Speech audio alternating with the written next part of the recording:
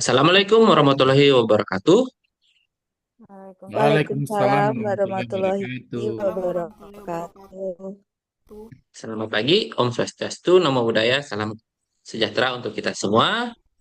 Halo guys, selamat datang di podcast kita hari ini dengan tema visualisasi bangsa yang akan kita tinjau dari berbagai lintas profesi kawan-kawan ASN kita ini yang akan kita bahas, yakni ada beberapa masalah relevan dari wawasan kebangsaan, bela negara, dan isu kontemporer. Nah, sebelum memulai, izinkan pertama-tama saya memperkenalkan diri saya sebagai host acara podcast ini. Perkenalkan, nama saya Dewa Madeni Kayana. Saya berprofesi sebagai dosen di Universitas Halu Oleh Kendari. Oke, Oke. Sebelum kita memulai sesi tanya jawab ini, kita akan berkenalan terlebih dahulu dengan ibu bapak narasumber kita yang hebat ini dari berbagai kalangan, yakni saya persilahkan yang pertama dari Bapak Andi Syahrul untuk memperkenalkan dirinya. Ya, terima kasih atas kesempatannya. Assalamualaikum warahmatullahi wabarakatuh. Saya Andi Syahrur dari Biro Perencanaan USN Kolaka. Ya, terima kasih. Oke, terima kasih Bapak Andi Syahrul. Baiklah, selanjutnya saya persilakan kepada Ibu Arsianti untuk memperkenalkan dirinya. Perkenalkan, nama saya Harsianti dari Dinas Perindustrian dan Perdagangan Kabupaten Buton Utara. Ya. Oke, terima kasih. Selanjutnya kepada Ibu Amraini. Ya, Assalamualaikum warahmatullahi wabarakatuh. Perkenalkan kakak-kakak sekalian, nama saya Amraini. Saat ini bertugas di salah satu rumah sakit di Kabupaten Buton. Oke, terima kasih. Dan yang terakhir kepada Ibu Dea Vivi Ayu, saya persilakan. Oke, terima kasih Pak Dewa. Perkenalkan, nama saya Davivi Ayu dan Febrian. Saya berasal dari dosen ekonomi Fakultas Ekonomi dan Bisnis Universitas Halu Oleo. Oke, itu dia profil singkat dari para narasumber kita yang hebat-hebat ini ya. Baiklah, kita lanjut ke sesi pertanyaannya. Saya ingin bertanya, menurut Ibu Bapak sekalian, makna wawasan kebangsaan dan bela negara itu bagaimana sih dari segi sudut pandang profesinya Ibu Bapak sekalian masing-masing? Saya persilahkan kepada Bapak Adi Syahrur bisa membukanya. Iya, terima kasih atas kesempatannya. Menurut saya dari profesi perencana ahli pertama, menurut saya wawasan kebangsaan bagi seorang perencana ahli pertama bermaksud eh, memiliki kemampuan atau melihat pembangunan yang tidak hanya sebagai proses teknokratis, tetapi sebagai instrumen strategis menjaga keutuhan bangsa. Setiap dokumen perencanaan, baik program kegiatan maupun indikator, harus mencerminkan nilai Pancasila, keadilan sosial, dan semangat persatuan bangsa atau persatuan nasional. Terima kasih. Ya, terima kasih Bapak. Untuk selanjutnya kepada Ibu Harsianti saya persilakan. Ya, terima kasih. Ya, jika ditinjau dari profesi saya sendiri itu yang sebagai penerah ahli pertama, makna wawasan kebangsaan dan bela negara itu kesadaran bahwa tugas pelayanan tera atau tera ulang bukan sekedar pengukuran saja, melainkan wujud nyata perlindungan konsumen melalui kejujuran takaran. Seperti itu, Pak. Oke, terima kasih Ibu Harsianti. Selanjutnya Ibu Amraini saya persilakan. Ya, dari sisi kesehatannya, menurut saya makna dari wawasan kebangsaan dan bela negara itu sangat penting, di mana kita melayani berbagai macam pasien. Ya, kita tidak harus memandang pasien itu dari suku, agama, budaya, serta status sosial. Dengan itu, maka pelayanan pada kesehatan harus dilakukan secara adil, inklusif, dan tanpa diskriminasi, serta kita menempatkan kepentingan masyarakat itu di atas kepentingan pribadi serta golongan.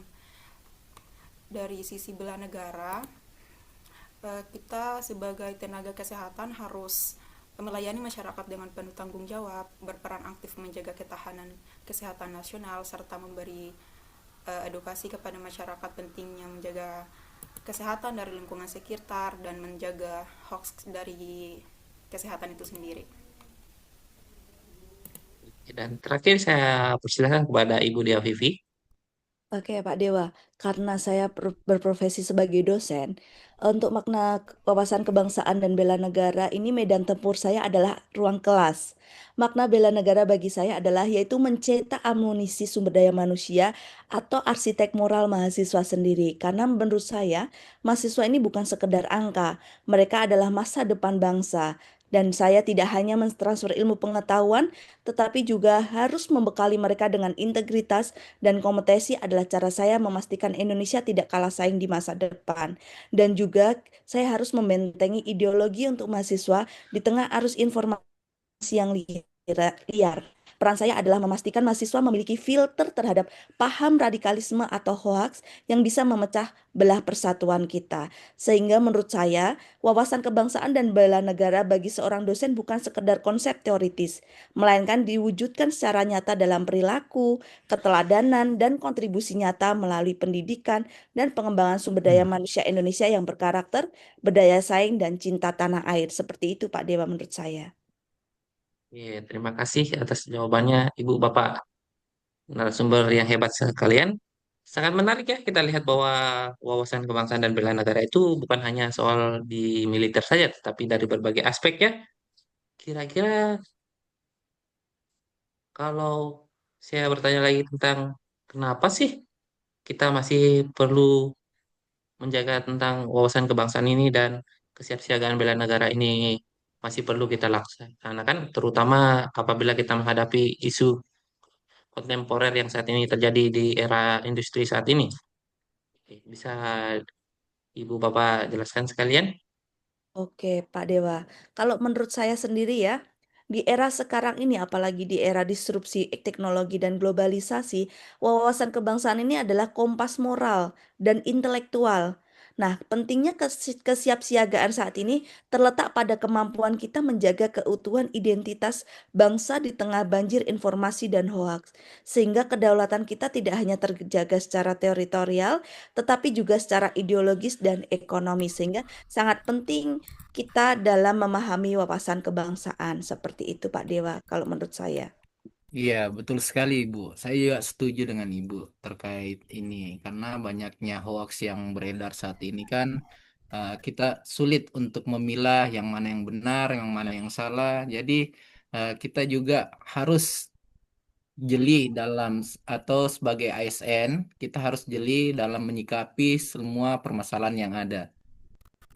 Setuju sama Pak Andi Saharir. Jadi wawasan kebangsaan itu bisa menjadi filter cara kita berpikir, cara kita memilah mana hoax, mana yang berita benar. Sedangkan bela negara itu menjadi sikap siaga kita dalam menghadapi ancaman-ancaman seperti hoax tersebut, Pak. Bisa menambahkan dari sudut pandang saya ya sebagai salah satu generasi Gen Z Indonesia ya, yang merupakan saat ini merupakan pengguna internet terbesar yang ada ya, sebagai Gen Z seharusnya harus memiliki wawasan kebangsaan yang kuat supaya tidak gampang terprovokasi untuk menyebarkan hal yang justru merugikan bangsa sendiri. Dari bentuk bela negara sendiri itu ya kita harus berpikir kritis sebelum share info yang dapat mengakibatkan hoax mungkin, serta menghargai perbedaan dan memakai teknologi untuk hal-hal positif. Baik, luar biasa sekali jawabannya Ibu Bapak sekalian ya.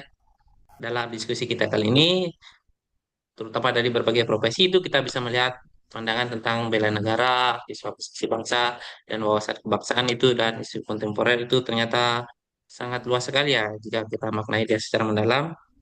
Saya rasa cukup sekian untuk hari ini. Semoga diskusi hari ini bermanfaat untuk banyak orang. Saya ucapkan terima kasih kepada Ibu Bapak yang hebat sekalian. Saya rasa cukup sekian. Mari Ya, kita terima akhiri kasih diskusi Bapak. kita hari ini dengan ucapan wassalamualaikum warahmatullahi wabarakatuh. Selamat pagi. Waalaikumsalam Waalaikumsalam warahmatullahi warahmatullahi wabarakatuh. wabarakatuh. Selamat pagi. Sampai jumpa.